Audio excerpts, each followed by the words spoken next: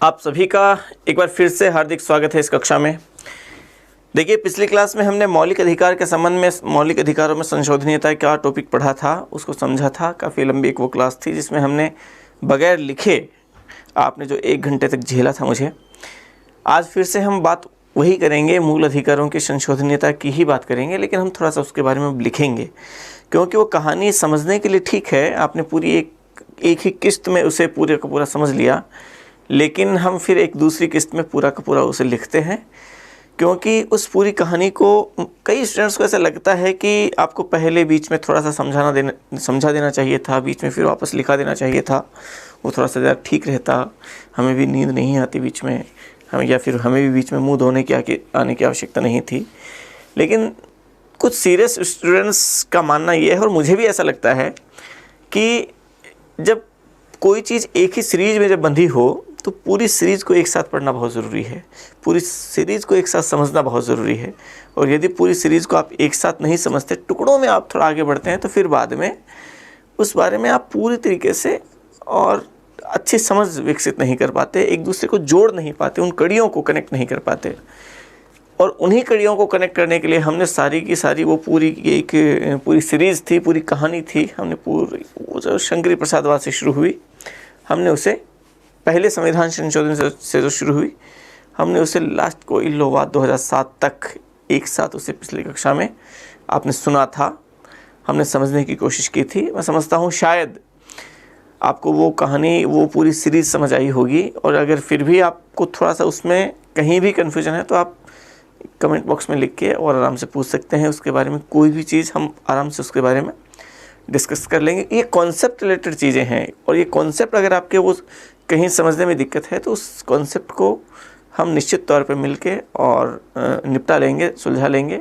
उसमें कोई ज़्यादा दिक्कतें होने वाली है नहीं। लेकिन करना यह है कि आपको वो सीरीज़ एक साथ सुननी है, एक टेक में सुननी है, पूरी एक टेक में चलने दीजिए उसको, ठीक है। और अब हम उसको एक ही टेक में लिखेंगे अब, और जब हम लिखेंगे तो आपको शायद वो थोड़ी सी और उसके कुछ बिंदु वो ज़्यादा अच्छे से बेहतर तरीके से समझ में आए। तो चलिए आज हम लिखते हैं। हेडिंग डालिए आप ऊपर, मूल अधिकार का हेडिंग आपका है ही लिस्ट में पहले से। आज उसका एक सब हेडिंग डालिए, मूल अधिकारों में संशोधनीयता। मूल अधिकारों की संशोधनीयता कि मतलब मूल अधिकारों में संशोधन किया जा सकता है या नहीं किया जा सकता, वो जो भी विवाद चला ना एक लंबा, उस बारे में लिखें। मूल अधिकारों की संशोधनीयता लिखें।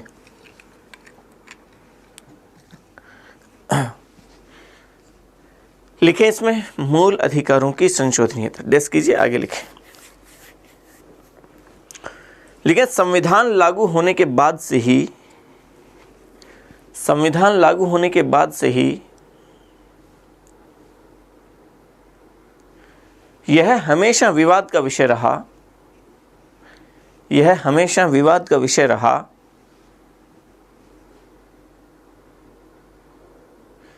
कि मूल अधिकारों में संशोधन किया जा सकता अथवा नहीं, कि मूल अधिकारों में संविधान संशोधन किया जा सकता है अथवा नहीं। मूल अधिकारों में संविधान संशोधन किया जा सकता है अथवा नहीं, अथवा नहीं। लिखें अगली पंक्ति में, लिखें नीति निर्देशक तत्वों में, अगली पंक्ति में लिखना आपको, नीति निर्देशक तत्वों में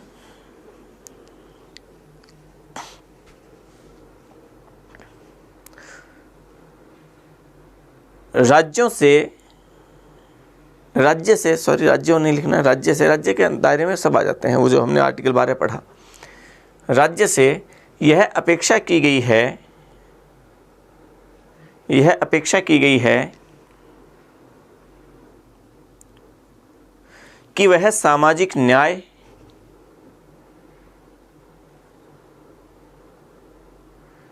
सामाजिक न्याय तथा जन कल्याण हेतु, जन कल्याण हेतु विभिन्न प्रकार के कार्य करेगा, विभिन्न प्रकार के कार्य करेगा, विभिन्न प्रकार के कार्य करेगा। विभिन्न प्रकार के कार्य करेगा। लिखें अगली पंक्ति में, लिखें राज्य ने नीति निर्देशक तत्वों को लागू करने हेतु, राज्य ने नीति निर्देशक तत्वों को लागू करने हेतु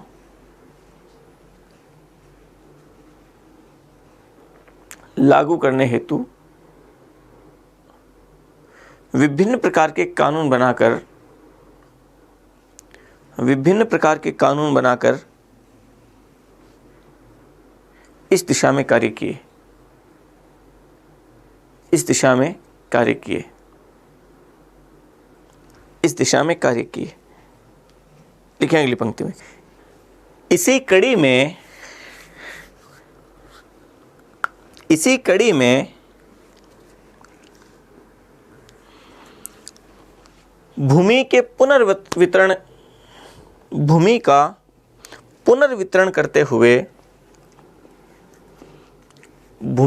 पुनर्वितरण करने हेतु, ये लिखें, भूमि का पुनर्वितरण करने हेतु भूमि सुधार कानून पारित किया गया। भूमि सुधार कानून पारित किया गया, जिसे भूस्वामियों ने मौलिक अधिकारों का उल्लंघन मानते हुए, मौलिक अधिकारों का मतलब संपत्ति के अधिकार का उल्लंघन हुआ है, संपत्ति का अधिकार मूल अधिकार था, मौलिक अधिकारों का उल्लंघन मानते हुए न्यायालय में चुनौती दी।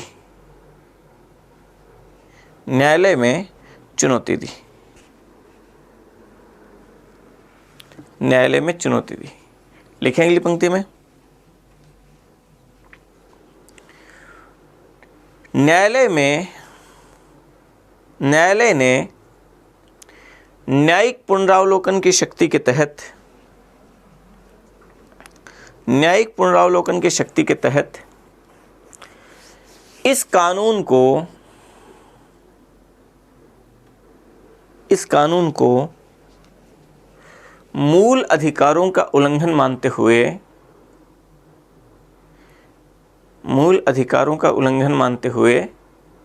निरस्त कर दिया कोर्ट ने, क्योंकि आर्टिकल 13(2) कहता है कि राज्य ऐसा कोई कानून, ऐसी कोई विधि बना ही नहीं सकता, और चूंकि इस राज्य ने ऐसी विधि बना ली थी और भूमि का पुनर्वितरण किया था कि जमीन लेके दूसरों को देने की कोशिश की गई थी भूमि सुधार कानून से, लेकिन इसको कोर्ट ने संपत्ति के अधिकार आर्टिकल 31 का उल्लंघन माना और आर्टिकल 13(2) कहता है ऐसा कोई कानून बना नहीं सकते, उसको समाप्त कर दिया। अब क्या करें? इसके लिए फिर आप जानते हैं पहला संविधान संशोधन वो किया जाता है। तो लिखें आप आगे अगली पंक्ति में, आप लिखिए इस कड़ी की पहली कड़ी, इस पूरी सीरीज की पहली कड़ी, प्रथम संविधान संशोधन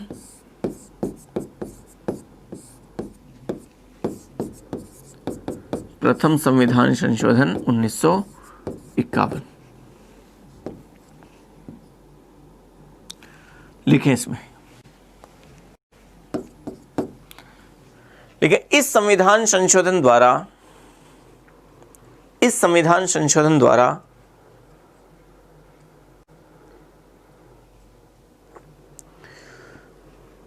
संविधान में नवी अनुसूची जोड़ी गई, संविधान में नवी अनुसूची जोड़ी गई तथा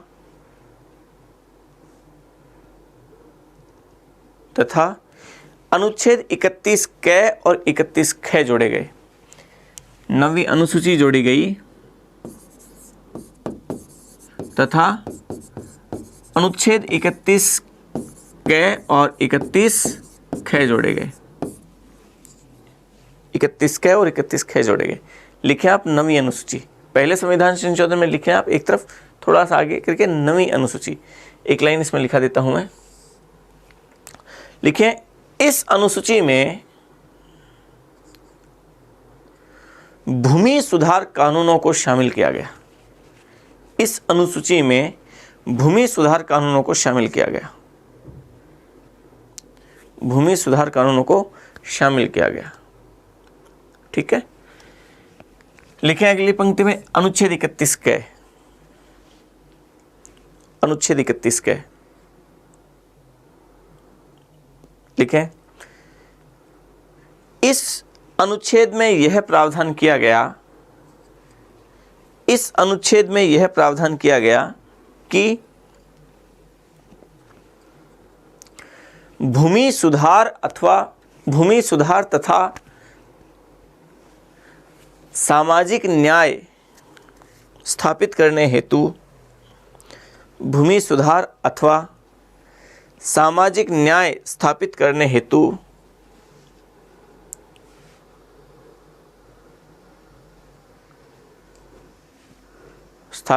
हेतु राज्य द्वारा निर्मित कोई विधि, राज्य द्वारा निर्मित किसी विधि को, राज्य द्वारा निर्मित किसी विधि को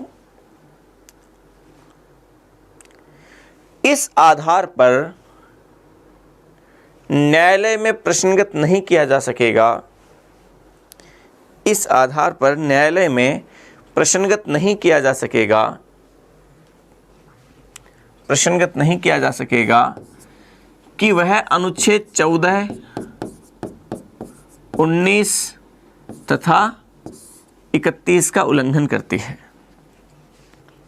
अनुच्छेद 14, 19 तथा 31 का उल्लंघन करती है, उल्लंघन करती है।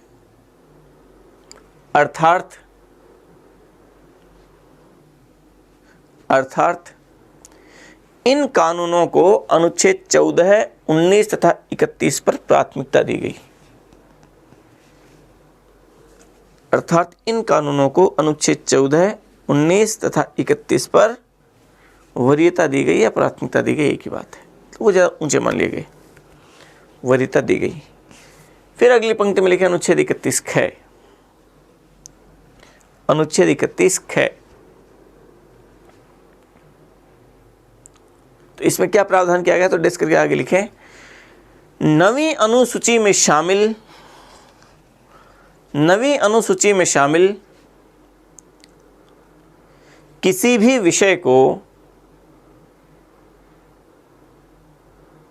न्यायालय में प्रश्नगत नहीं किया जा सकेगा, किसी भी विषय को न्यायालय में प्रश्नगत नहीं किया जा सकेगा, न्यायालय में प्रश्नगत नहीं किया जा सकेगा, मतलब उसका न्यायिक पुनरावलोकन नहीं किया जा सकेगा। तो इसका तो केवल किस आधार पे कि केवल इनका उल्लंघन करते हैं तो नहीं किया जा सकता, और इसमें तो यदि कोई विषय जोड़ दिया तो चाहे वो किसी भी मूल अधिकार का उल्लंघन करता हो, उसे न्यायालय में ले जाया नहीं जा सकता। तो ये 31 ख का संबंध किससे है, नवीं अनुसूची से, कि नवीं अनुसूची में यदि कोई विषय शामिल हो गया तो उसकी न्यायिक पुनरावलोकन, न्यायिक समीक्षा होगी ही नहीं। ये आर्टिकल 31 ख में कहा। और ऐसा क्यों किया गया, ऐसा इसलिए किया गया ताकि नवीं अनुसूची में शामिल उन भूमि सुधार कानूनों को न्यायिक पुनरावलोकन से बचाया जा सके, न्यायालय के उसमें हस्तक्षेप से उसे बचाया जा सके। तो आप लिखें अगली पंक्ति में, अगली पंक्ति में आप लिखें कि संसद ने भूमि सुधार कानून बनाकर, संसद ने भूमि सुधार कानून बनाकर, भूमि सुधार कानून बनाकर उन्हें न्यायिक पुनरावलोकन से बचाने हेतु, उन्हें न्यायिक पुनरावलोकन से बचाने हेतु नवीं अनुसूची में शामिल कर दिया, नवीं अनुसूची में शामिल कर दिया, जोड़ दिया, एक ही बात है। नवीं अनुसूची में शामिल कर दिया, ठीक है। तो मूलतः पहले तो 13 ही विषय थे, पहले 13 ही कानून थे, वर्तमान में तो 284 कानून हैं। बार बार ऐसे विषयों को जोड़ा गया जिनको न्यायिक पुनरावलोकन से बचाना है, नवीं अनुसूची में जोड़ दिया। तो अब इसके माध्यम से एक तरीके से देखिए, यहाँ पे ये उल्लंघन हो रहा है इन मौलिक अधिकारों का। यहाँ पे नवीं अनुसूची में यदि किसी विषय को जोड़ दिया तो उसको चाहे मौलिक अधिकारों का किसी का भी उल्लंघन करता है, उसको न्यायालय में चुनौती दी ही नहीं जा सकती। तो एक तरीके से मौलिक अधिकारों का उल्लंघन था, तो इसको की गई कोर्ट में चुनौती दी गई। और एक वाद आता है इस कड़ी में, दूसरी सीरीज में दूसरी, शंकरी प्रसादवाद। शंकरी प्रसादवाद 1951।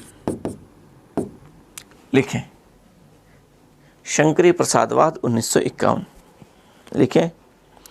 इस वाद में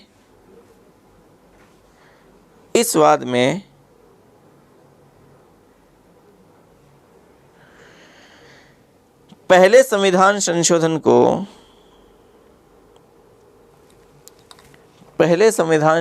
को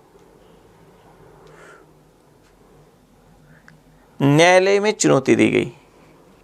न्यायालय में चुनौती दी गई। न्यायालय में चुनौती दी गई। लिखें अगली पंक्ति में, लिखें,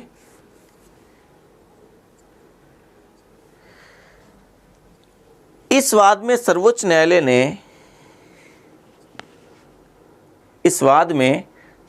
न्यायालय ने यह निर्णय दिया कि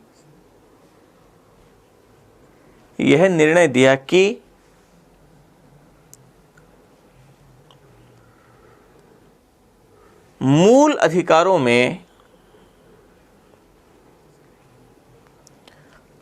अधिकारों में संविधान संशोधन किया जा सकता है। मतलब क्या है कि संविधान संशोधन विधि के दायरे में नहीं आता, विधि शब्द के अंतर्गत नहीं आता है। इसका मतलब, क्योंकि आर्टिकल 13(3) में संविधान संशोधन लिखा हुआ नहीं है, इसका मतलब वो विधि के अंतर्गत नहीं आता। और चूंकि वो विधि के अंतर्गत नहीं आता, इसका मतलब मौलिक अधिकारों में संविधान संशोधन किया जा सकता है। मूल अधिकारों में संविधान संशोधन किया जा सकता है। अतः प्रथम संविधान संशोधन को वैध माना गया। प्रथम संविधान संशोधन को वैधता प्रदान की गई। मतलब ये ठीक है, पहला संविधान संशोधन को चुनौती दी थी ना, तो प्रथम संविधान संशोधन को वैधता प्रदान की गई। ये एकदम ठीक है, कोई दिक्कत नहीं है। ये शंकरी प्रसादवाद में ये कह दिया कि मूल अधिकारों में संविधान संशोधन किया जा सकता है, कोई इशू नहीं है, कोई दिक्कत नहीं है। तो ये शंकरी प्रसादवाद था। अगला फिर वाद आता है, और वो समझिए कौन सा आता है इस कड़ी में। अगली बात देखें, वो है गोलकनाथवाद।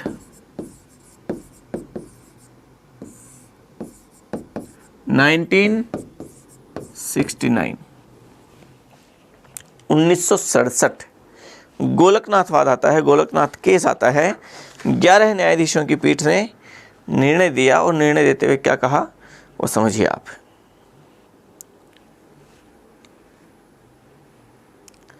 लिखें इसमें, इस वाद में 11 न्यायाधीशों की पीठ ने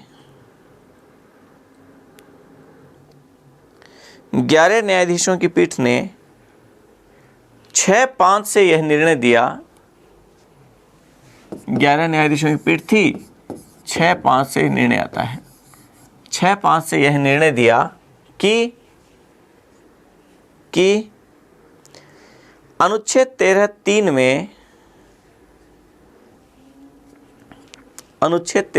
में हालांकि संविधान संशोधन शब्द का उल्लेख नहीं किया गया है,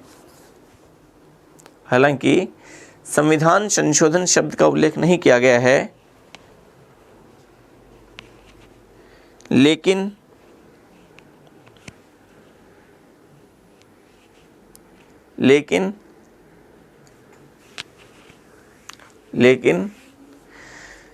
संविधान संशोधन विधि शब्द के अंतर्गत ही अंतर्निहित है।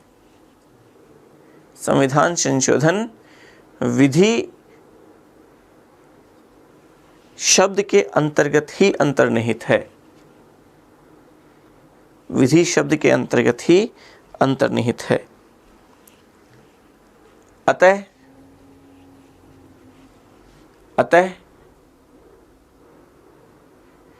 मूल अधिकारों में संविधान संशोधन नहीं किया जा सकता।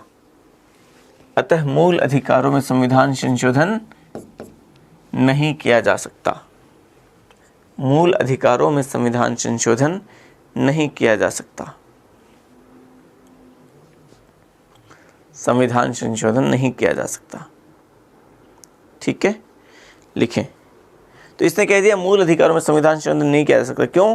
क्योंकि चलिए संविधान संशोधन आर्टिकल 13(3) में नहीं लिखा हुआ है, लेकिन विधि के दायरा व्यापक है और संविधान संशोधन भी उसके दायरे में आ जाता है, और चूंकि उसके दायरे में है इसलिए इसमें संविधान संशोधन भी नहीं किया जा सकता है। अच्छा, इसमें एक सिद्धांत दिया था सुप्रीम कोर्ट ने, वो लिखें आप, भविष्यलक्षी सिद्धांत।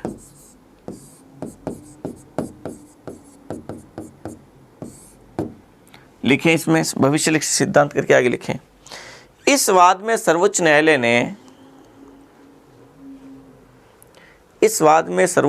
ने भविष्यलक्षी सिद्धांत स्पष्ट करते हुए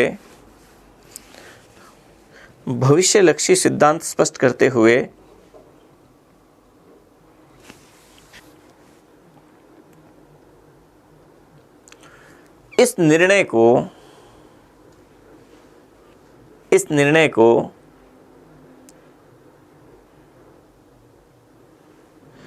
भविष्य में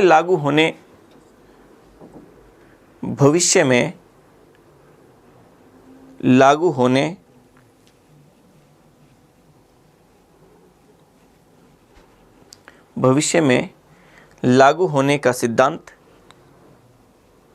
प्रस्तुत किया। अर्थात संविधान लागू होने की तिथि से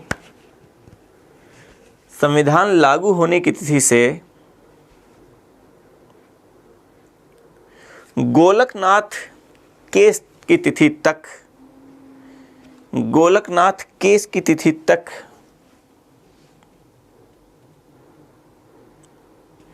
मूल अधिकारों में किए गए संविधान संशोधन मान्य होंगे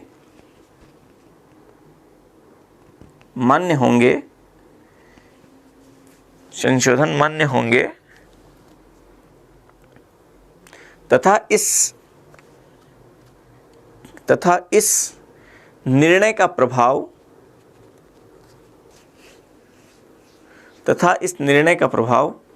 इस केस के निर्णय के बाद प्रभावी होगा। मतलब भूतकाल में जो भी हुआ ना, उन पे इस निर्णय का प्रभाव नहीं पड़ेगा। भूतलक्ष्य नहीं होगा, ये भविष्यलक्ष्य होगा।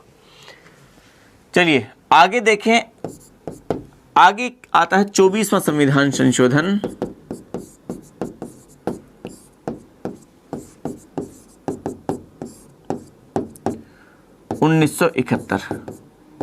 लिखें इसमें 24वां संविधान संशोधन 1971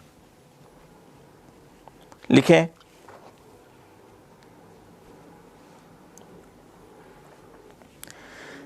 इस संविधान संशोधन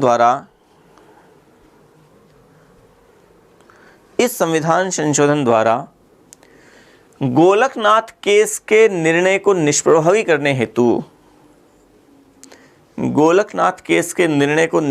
करने हेतु संविधान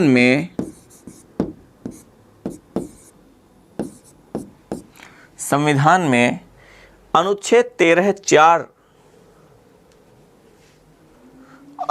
13(4) जोड़कर यह प्रावधान किया गया कि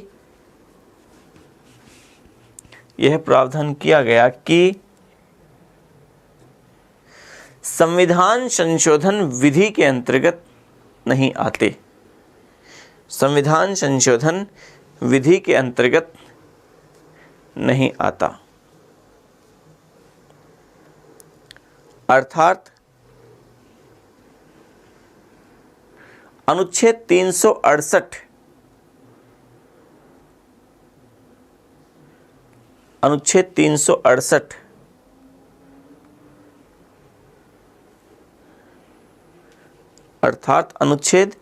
368 अनुच्छेद 13 के अंतर्गत शामिल नहीं होता। मतलब विधि के दायरे में संविधान संशोधन नहीं आता है, और चूंकि वो नहीं आता इसका मतलब मूल अधिकारों में संविधान संशोधन किया जा सकता है। तो इसका सीधा सीधा अर्थ वो लिखा देता हूँ मैं। अगली पंक्ति में लिखे, अर्थात मूल अधिकारों में संविधान संशोधन किया जा सकता है। अर्थात मूल अधिकारों में संविधान संशोधन किया जा सकता है। मूल अधिकारों में संविधान संशोधन किया जा सकता है। संविधान संशोधन किया जा सकता है। ठीक है, लिखें अगली पंक्ति में, लिखें केशवानंद भारतीवाद। केशवानंद भारतीवाद 1973। केशवानंद भारती केस 1973, 1973 का केशवानंद भारतीवाद, और उसमें क्या कहा गया वो देखें। लिखें, इस वाद में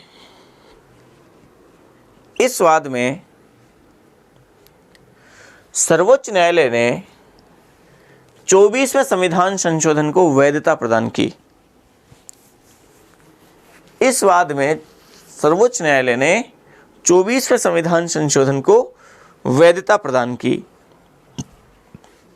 अर्थात मूल अधिकारों में संविधान संशोधन किया जा सकता है। अर्थात मूल अधिकारों में संविधान संशोधन किया जा सकता है। मूल अधिकारों में संविधान संशोधन किया जा सकता है।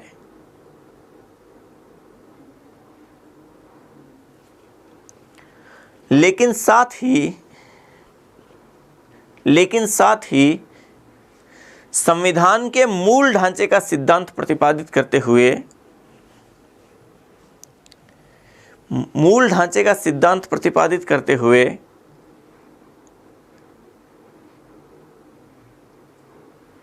यह निर्णय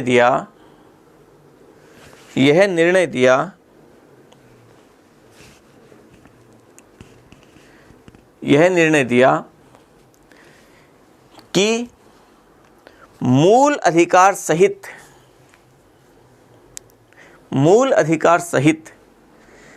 संविधान के किसी भी हिस्से में संशोधन किया जा सकता है।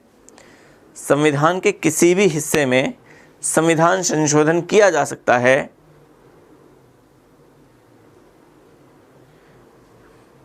संविधान संशोधन किया जा सकता है, लेकिन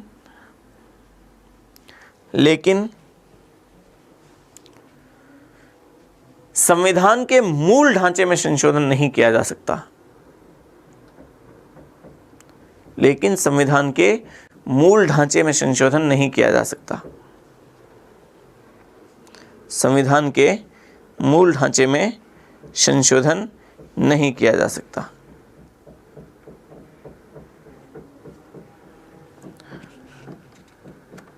ठीक है, लिखिए अगली पंक्ति में, सर्वोच्च न्यायालय ने इस केस में संविधान के मूल ढांचे को परिभाषित नहीं किया। संविधान के मूल ढांचे को परिभाषित नहीं किया, बल्कि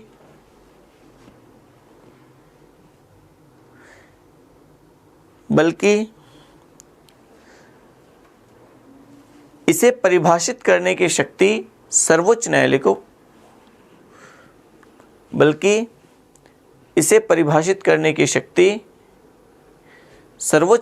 दी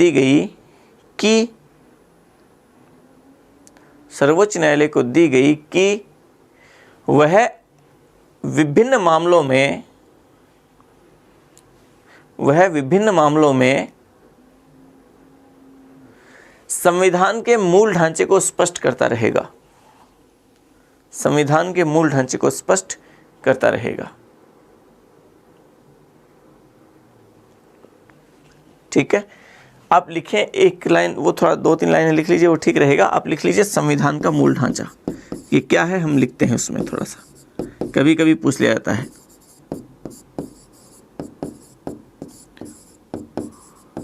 संविधान का मूल ढांचा लिखें। इसमें संविधान के मूल ढांचे से तात्पर्य, संविधान के मूल ढांचे से तात्पर्य संविधान के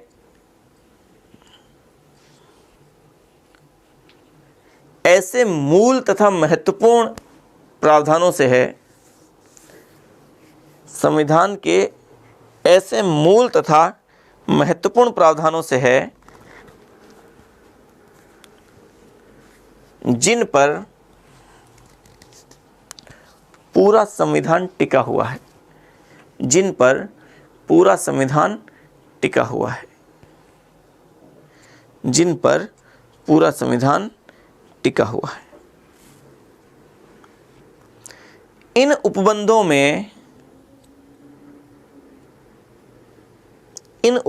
में संशोधन करने पर संविधान की मूल भावना को ठेस पहुंचती है, संविधान की मूल भावना को ठेस पहुंचती है, संविधान की मूल भावना को ठेस पहुंचती है।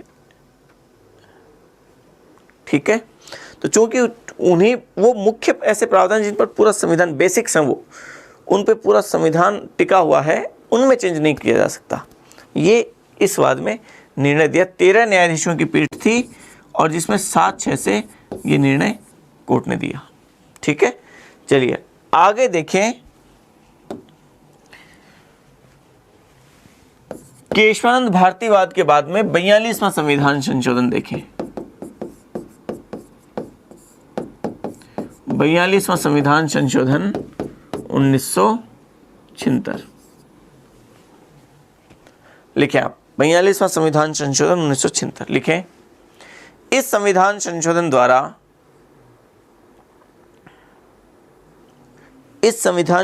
द्वारा केशवानंद भारतीवाद के निर्णय को निष्प्रभावी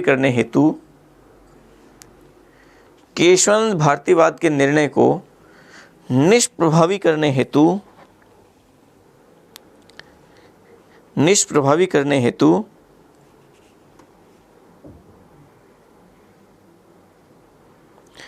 अनुच्छेद 368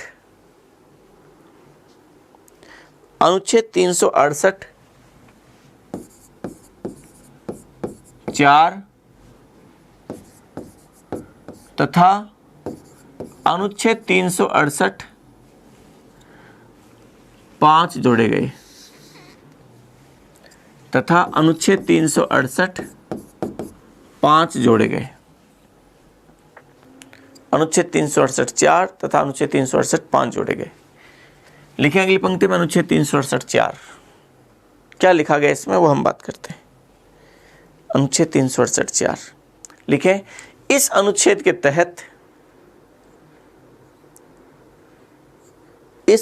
के तहत संसद को संविधान संशोधन करने की अनियंत्रित शक्ति प्रदान की गई। संविधान संशोधन की अनियंत्रित शक्ति प्रदान की गई, अर्थात संसद संविधान के किसी भी हिस्से में संशोधन कर सकती है। अर्थात संसद संविधान के किसी भी हिस्से में संविधान संशोधन कर सकती है। इसका मतलब क्या, केशवानंद भारतीवाद ने जो मूल ढांचे का सिद्धांत दिया ना कि मूल ढांचे में संशोधन नहीं कर सकती, इसने उसको निष्प्रभावी करने के लिए ऐसा किया। ठीक है, तो इस प्रावधान के द्वारा मूल ढांचे के सिद्धांत को निष्प्रभावी करने की कोशिश की गई थी। फिर लिखे अनुच्छेद 368 5। अनुच्छेद 368 5 लिखें। इसमें यह प्रावधान किया गया कि संविधान संशोधनों को न्यायालय में चुनौती नहीं दी जा सकेगी। संविधान संशोधनों को न्यायालय में चुनौती नहीं दी जा सकेगी। संविधान संशोधनों को न्यायालय में चुनौती नहीं दी जा सकेगी। नहीं दी जा सकेगी। फिर लिखें आप 44वां संविधान संशोधन।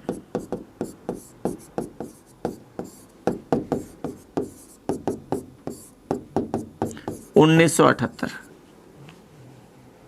44वां संविधान संशोधन 1978 लिखें इसमें, इस संविधान संशोधन द्वारा संपत्ति के अधिकार को मूल अधिकारों की श्रेणी से समाप्त कर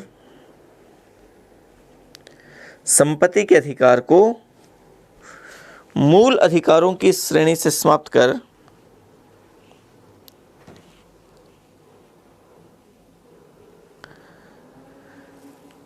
कानूनी अधिकार के रूप में अनुच्छेद 300 क में स्थापित कर दिया। अनुच्छेद 300 क में स्थापित कर दिया। ठीक है। फिर लिखें आप एक केस, बहुत महत्वपूर्ण केस है, मिनर्वा मिल्स केस।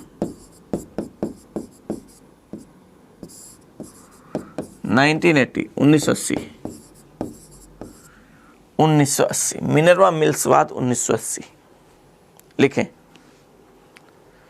इस वाद में सर्वोच्च न्यायालय ने यह निर्णय दिया,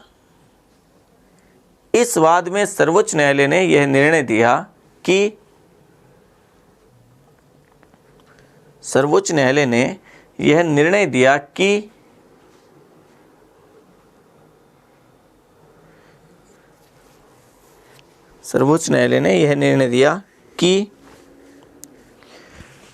अनुच्छेद 368(4) तथा अनुच्छेद 368(5)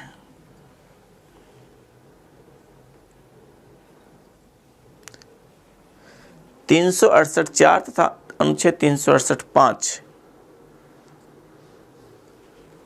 संविधान का उल्लंघन करते हैं, अतः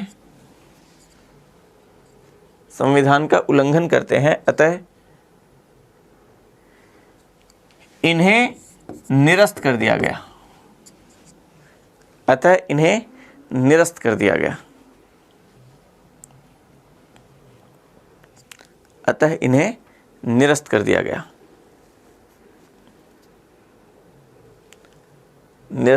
लिखें अगली पंक्ति में, इसी वाद में न्यायिक पुनरावलोकन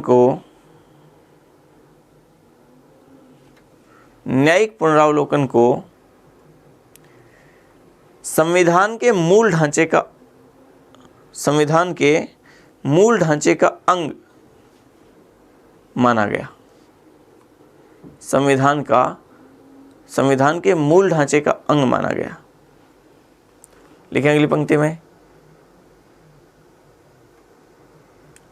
लिखें, इस वाद में केशवानंद भारतीवाद के मूल ढांचे के सिद्धांत को पुनर्स्थापित किया गया। केशवानंद भारतीवाद के मूल ढांचे के सिद्धांत को पुनर्स्थापित किया गया। इसमें ये कर दिया था ना, तो इसको पुनर्स्थापित किया मिनर्वा मिल्स केस ने। फिर देखें आप, लिखें आप वामन राव वाद।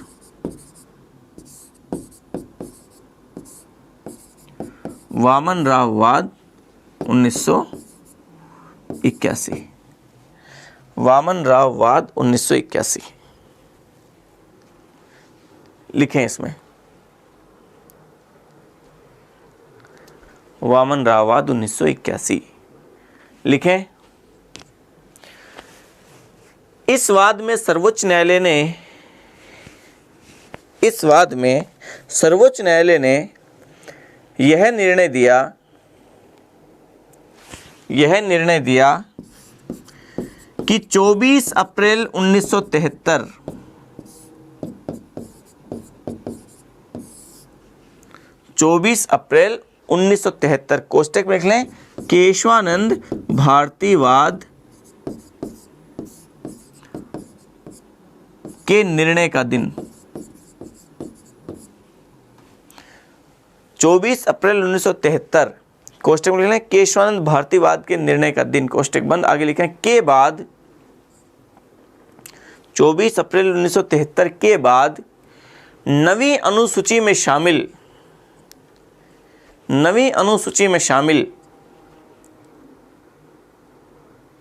किसी भी ऐसे विषय का न्यायिक पुनरावलोकन किया जा सकेगा, किसी भी ऐसे विषय का न्यायिक पुनरावलोकन किया जा सकेगा जो संविधान के मूल ढांचे का उल्लंघन करता हो, जो संविधान के मूल ढांचे का उल्लंघन करता हो, जो संविधान के मूल ढांचे का उल्लंघन करता हो। ठीक है, ये केशवानंद भारतीवाद के निर्णय का दिन था, तो यहाँ से मूल ढांचे का सिद्धांत प्रतिपादित हुआ, तो यहीं से इसको लागू किया गया। फिर आप एक और लिख लें, अगला को-इल्होवाद। को-इल्हो केस था 2007 में, उसका लिख लें आप लास्ट में, को-इल्होवाद 2007 लिखें। इस मामले में सर्वोच्च न्यायालय ने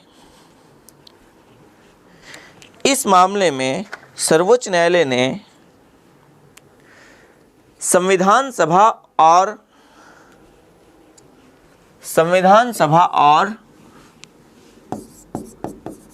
संसद की शक्तियों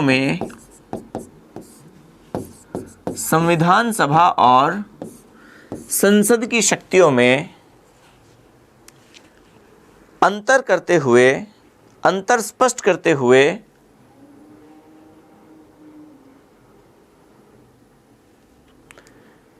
अंतर स्पष्ट करते हुए यह निर्णय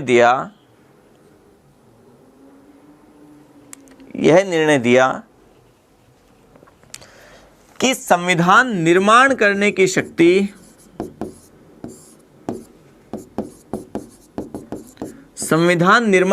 की शक्ति संविधान सभा में निहित है। संविधान निर्माण करने की शक्ति संविधान सभा में निहित है, संसद में नहीं।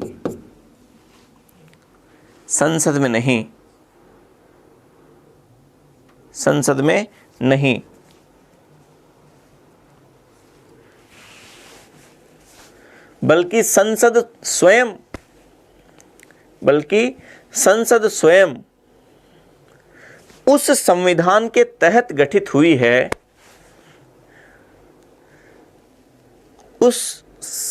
के तहत गठित हुई है, जिसका निर्माण संविधान सभा ने किया था।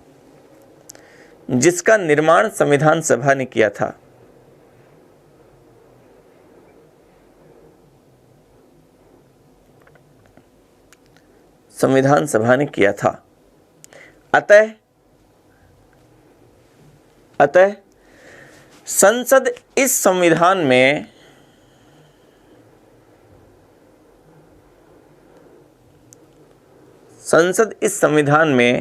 सामान्य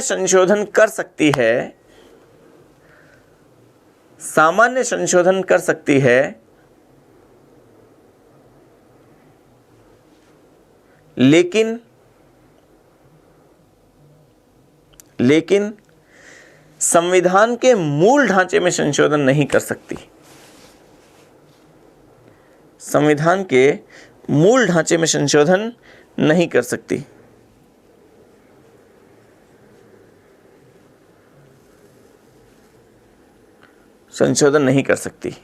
लिखें अगली पंक्ति में, चूंकि संविधान के मूल ढांचे में संशोधन करना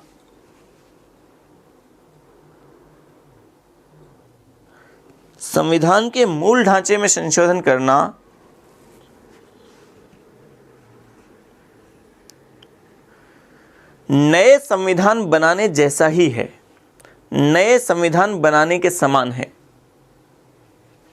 नए संविधान बनाने के समान है।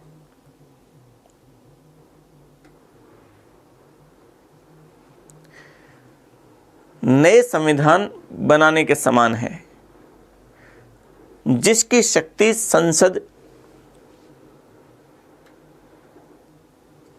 शक्ति संसद को प्राप्त नहीं है, जिसकी शक्ति संसद को प्राप्त नहीं है। अतः संसद संविधान के मूल ढांचे में संशोधन नहीं कर सकती। संसद संविधान के मूल ढांचे में संशोधन नहीं कर सकती। ठीक है, इस तरीके से हमने पूरे इस प्रक्रिया के बारे में लिखा, किस तरीके से संविधान की संशोधनीयता का विषय है, किस तरीके से संविधान में संशोधन किया जा सकता है। ये पूरा विवाद का जो विषय चला, पहले संविधान संशोधन से शुरू होता है और कोई विवाद 2007 तक चलता है, वो हमने लिखा। आपको मैं समझता हूँ कि थोड़ा और अच्छे तरीके से क्लियर हुआ होगा।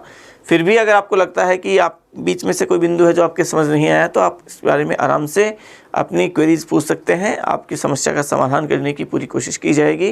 मैं कोशिश करूंगा कि आपकी पूरा का पूरा कॉन्सेप्ट बहुत बेहतर तरीके से एकदम क्लियर हो जाए। तो अगली क्लास में हम फिर आर्टिकल 14 से, जहाँ से आपने पहले मौलिक अधिकार पढ़े हैं, उन मौलिक अधिकारों को हम पढ़ेंगे। आर्टिकल 14 को से शुरू करेंगे, आर्टिकल 32 तक जाएंगे। उसके आगे फिर हम 33, 34 और 35 पढ़ेंगे। तो आगामी कई क्लासेस अभी तक चलेगी मौलिक अधिकारों की। हम उन मौलिक अधिकारों को समानता के पहले उस अधिकार को कल की क्लास में शुरू करते हैं। तो कल की क्लास में हम फिर मिलते हैं। धन्यवाद।